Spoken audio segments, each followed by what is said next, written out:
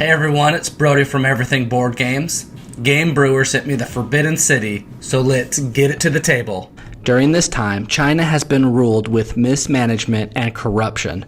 The emperor is trying to get things organized again and makes corruption punishable by death. So now you play as one of the high officials, and instead of accepting bribe money, you are now accepting gifts due to the new law. Gifts are exchanged in hopes to gain favor with the emperor at the end of the game. This game plays from 2 to 5 players and uses a blend of worker placement, set collection, hand management, with a small amount of card or deck building and a wagering mechanic. You'll begin the game by taking your tokens and placing them in the corresponding areas. The envoy meeple will be placed here, the point tracker disc placed here, and the intrigue marker is placed here with the starter token placed here. You will have all your cubes, which represents your servants, your 3 boats, and your horse placed near your player board. Place this component that is like a double cube on this area on your player board. This is called a foreman and will be explained later in the game, but essentially it is 2 servants inside 1. The start player will also take the start token. Cards will be placed randomly out on the board, and each player will get a set of 4 cards. These cards are sorted by this fan symbol that's on the top right. Whoever's the first player will receive the cards that have one of the 5 areas darkened in. The second player will have 2 of the 5 areas darkened in, and so on. The remaining cards will be put in the box and won't be used in the game. The cards with this yin-yang symbol will be placed to the side of the board. You will randomly place 2 decree tiles of each level and place them on the indicated area of the board.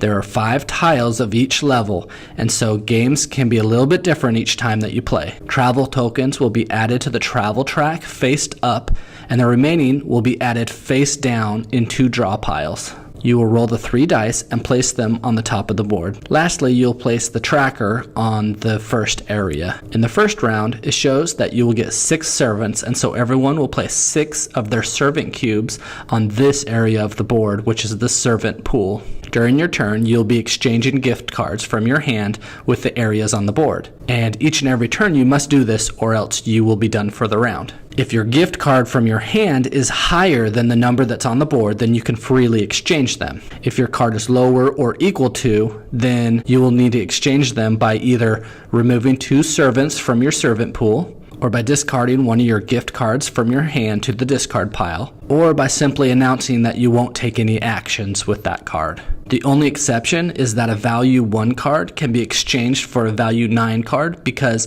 some exotic fruits are very hard to find on the common street market, and officials are sometimes tempted to do an impulsive exchange for them. You'll place the gift cards from the game board that you exchanged in your discard pile on the player board. These cards will be your new cards for the next round. After you exchange gifts, you'll take the action that's on the card that you placed, shown on the bottom left. Many of these show an icon of the location on the board, which means that you will take the action of that location. For example, this card has a purple symbol which matches this area here in the center of the board. I can perform this action here, and then I can perform the action in this location where I placed my card. So I could do 2 actions while placing this 1 card. I can choose to do one or the other action, or I can choose to do both. If I do both, then I have to take the card action first. You will be doing this again and again until you have no more cards left.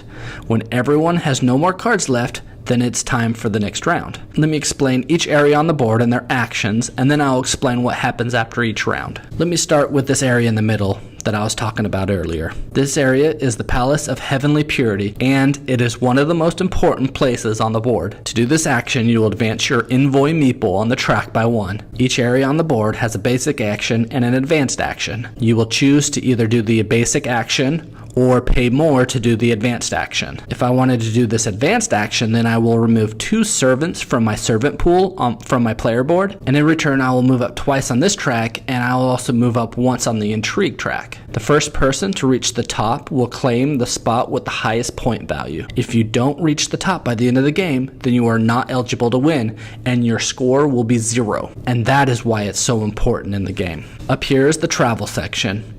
You'll move your traveler one space and collect a token and receive its benefits immediately. These benefits vary and can help you with your strategy. Your other option is to remove 2 servants from your servant pool and move your traveler twice, collecting 2 of these tokens. These tokens are then flipped over and placed on the top of your board. Whenever you would like to exchange these tokens for the depicted benefit, you may. This next area is the Great Wall. You'll either place a servant on the Great Wall space or remove 1 servant from your player pool and place 2 servants on the wall. Whenever the wall is completed, depending on how many players are playing the game, you will score it, and whoever has the majority on the wall will get 3 points and be able to move their envoy meeple up 1 space. The player who scored will take all of their servants off of that area and place them back up to the side of their board. All servants left will scoot to the left, letting a new player build up and score the wall again. All players that were present on the wall can choose to take one of the intrigue actions listed on the board. To take these benefits, you will lower your intrigue marker and take the benefit. This could be adding servants to your servant pool, changing a die to the side of your choice, or gaining 1 piece of jade. Over here is another area to get jade. You'll exchange the number of servants to gain that 1 piece of jade. Once the cheaper jade pieces are gone, then you will have to pay the higher price to get jade. Looking at the chart on your player board, it would be best to get at least 5 pieces of jade to score 15 points. These are scored at the end of the game. This is the intrigued section. You can move up by 1 space. If you're the first to play here, then you will get the first player token for the next round. Or you can remove a servant from your servant pool and move up 3 spaces on this track. Remember, this is the tiebreaker in the game, and in combination with the Great Wall, you can combo some great extra actions. This is the decree section. You will need to choose which decree you will want to do, as each will do a different benefit. Some will give you added actions each round, some will give you extra benefits that you can always take, and some will give you extra ways to score more points for in-game. You will add up the number that's on the bottom left of the decree tile to the number of how many players who have already been there. It might be wise to get there early because you will be able to take that action every round. It'll be cheapest if you're the first one there, and it'll make it more expensive for all the other players. When placing your servants on one of these, you will score 3 points as well. This bottom section here is the Grand Canal. You can place a servant on one of your ships and then have the choice if you want to move it 1 step to the next harbor spot. Or you can place 2 servants on 1 or 2 of your ships. When a ship carries 3 servants and reaches a harbor with a reward that you would like to receive, then you can exchange them in. This section gives you 4 points. This section will give you an additional gift card, which you will take in your hand, and you will take one of these yin yang cards that were placed to the side. From then on, you will have 5 cards in your hands at the beginning of each round. The last one lets you unlock the foreman, which again counts as 2 servants.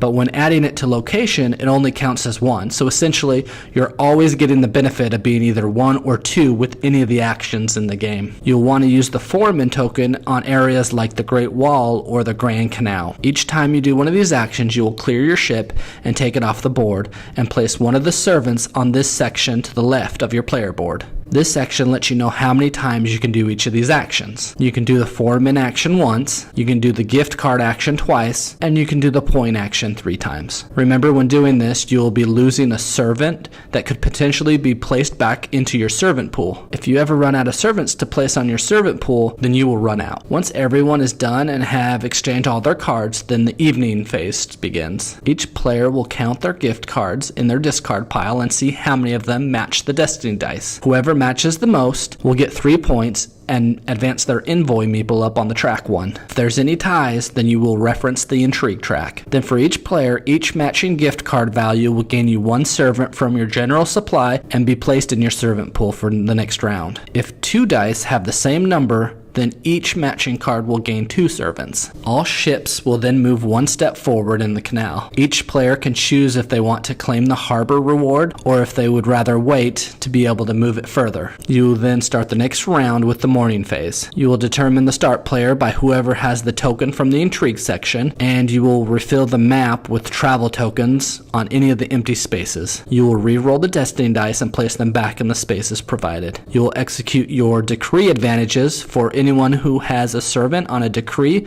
with a mourning symbol on it. You will then receive your new servants listed for that round. Here, for the second round, it'll be 4 servants, and it'll be that way till the end of the game. The first player will then start by placing their new gift cards that were in their discard pile as their new cards. After 4 rounds, you will be able to score points and see who wins. You will score the Great Wall with anyone who's left on there. Players will receive their points for any level 3 decrees that they own. Players will get the points for their arrival order in the Palace of Heavenly Purity, and then players will receive points for the number of jade that they possess. Remember, players who didn't make it to the end of the Palace of Heavenly Purity will score 0 points, and the remaining players will score their points. The player with the most points wins. If there is a tie, the player that is furthest on the intrigue track will win. Now, this game needs to be on the radar for any Euro player out there. This game is put together very well, and I always love a game that makes your turn very simple. For example, in this game, what you're doing is you're exchanging one of your cards in your hand with one of them on the board. That's what you're going to do every single time it's your turn. This mechanic is so simple, but when you're playing the game, you really have a choice of doing so many different things. It is sometimes hard to choose what you really need to be doing. Yet the game narrows your choices down because you might be looking for a card that is lower value so that you can exchange your card. Or you might be looking for a card that is the same as one of the Destiny dice so that you can earn more servants for next round. Or you might just want to do a certain action and it doesn't matter what number's on the board because you can pay your extra servants or one of your cards to be able to do that action. The mechanics are just wonderful in this game and they blend together so well. And each of the sections of the board overlap with each other, so it's not like you're playing 7 separate games in one. They really blend together. When playing, you really feel like you want to take actions and need to take actions in every part of the board, but you only have 4 cards and you need to figure out what might be the best thing to do. The good thing is sometimes you get 2 actions per card. Don't forget you are always worrying about getting to the top of the Heavenly Palace track so that you can actually score your points at the end of the game. The game does very well with a theme, and I love how they explain why a value 1 fruit card can replace a value 9 card. I think the theme isn't used much in board games, and it helps to have something new and fresh. When playing the game, you might not feel like you scored many points at the end of the game, and so it's important to know where the points come from and how important certain actions can be to give you more points. This might be by the decree tile, or by getting more jade, or by getting to the top of the Heavenly Palace first, or by scoring multiple times on the Great Wall. Whatever your strategy might be, the points really do count. I love the intrigue track and how that track comes into play so many times during play. I also like how you can move back on that track to exchange for an extra action, but you can only do that if you participated in the Great Wall. This helps to drive players to play on the Great Wall, and it really results that each player that does that and participates on the wall get more actions. I like that you can change the dice if you want, and on occasions this can give you many servants for the next round. I like how the foreman plays out and how you can play and use its role in the game, and I do like how many times you get 2 actions from a card, and I like the decision of deciding which card to exchange for because that's really going to be your card for the next round. Ultimately, this game is going to be wonderful even if you are just a little bit interested in it. Again, this is The Forbidden City by Game Brewer. If you like what you see, then go back it.